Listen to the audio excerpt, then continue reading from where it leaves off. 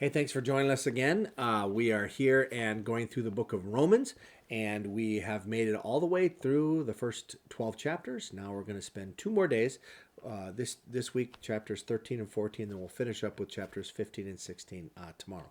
13, here's some big things to look for. In the first 7 verses, it really goes into this idea of okay, you've got the church and you've got people who follow Jesus Christ, but what about government? It's not the church, and people don't necessarily believe in Christ. What am I supposed to do with that? And Paul lays some principles here about how we are to submit ourselves, subject themselves to the governing authority because they're there to provide order. Now, very controversial here because I think a lot of very bad governments have said, hey, read the Bible. The Bible tells you should do whatever we say.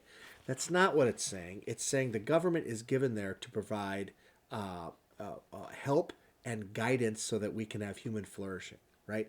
So the way I like to say it is the gospel is the hope of the world.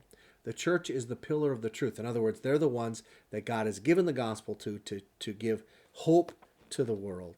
And the government is here to provide human flourishing. And in America, especially, we have an opportunity to shape our government, right? And so we get to do that. And therefore, this takes a unique role in that. That's the beginning of chapter 13. Then he goes on and talks about what does it look like now to live in light of the gospel. And he gives, again, these beautiful things about what behavior maybe we had before, and now it should look like this because of who we are in Christ. It's totally different.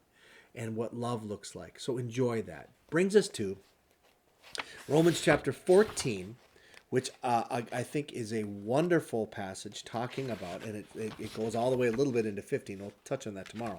But in chapter 14, it is this idea of how then do on matters that maybe we might disagree on, how are we going to live with one another, right? And the case in this was some people in the church were eating food, especially meat, that was being used in a pagan ceremony. It was animals that were sacrificed in a non-Christian pagan religion, and then in the meat markets later that day, that meat would be on special price. It'd be cheap, and some Christian was like, "Sweet, I love T-bones. I'll buy those." And others are like, "You can't eat that. Those were dedicated to Zeus. They were. What are you doing?" Right? And Paul goes in here and says, it seems like some of you have no problem with it, others of you do. How do you live with one another?